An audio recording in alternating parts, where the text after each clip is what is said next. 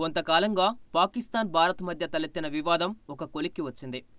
భారత మాజీ నావిదళ అధికారి కులభూషణ్ జాదవ్ని గూఢచారి అంటూ పాకిస్తాన్ అరెస్టు చేయడమే కాక పాక్ మిలిటరీ కోర్టు మరణశిక్ష కూడా విధించింది.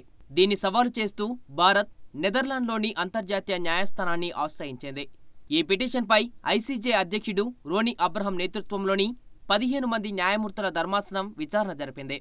భారత్తో పాటు పాకిస్తాన్ వాదనలు విన్నారు. పాకిస్తాన్ వియన్నా ఒప్పందాన్ని ఉల్లంఘిస్తూ జాదవ్కు ఎలాంటి దౌత్య సాయం అందకుండా అడ్డుకుంటుందని భారత్ వివరించింది. దీనిపై తాము 16 సార్లు విన్నవించినా కూడా తిరస్కరించిందని కోర్టుకు తెలిపింది.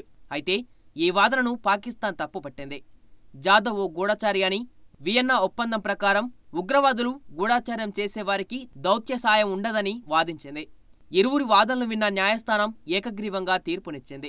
తమ తుది తీర్పు వచ్చే వరకు జాదవ్కు మరణశిక్ష అమలు కాకుండా సాధ్యమైన అన్ని చర్యలు తీసుకోవాలని పాకిస్తాన్ను ఆదేశించింది. కులభూషణ్ జాదవ్ అరెస్టు సరైంది కాదని, తనకి దౌత్యపరమైన సాయం అందించాలని పేర్కొంది.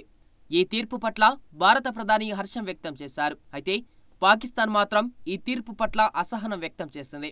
ఈ తీర్పును అంగీకరించబోమని తెలిపింది. కానీ ఆగస్టు నెల వరకు కులభూషణ్కి మరణశిక్ష విధించమని, తర్వాత పరిణామాలకు మాత్రం ఎలాంటి హామీ ఇవ్వలేమని పాక్ అధికారులు పేర్కొన్నారు.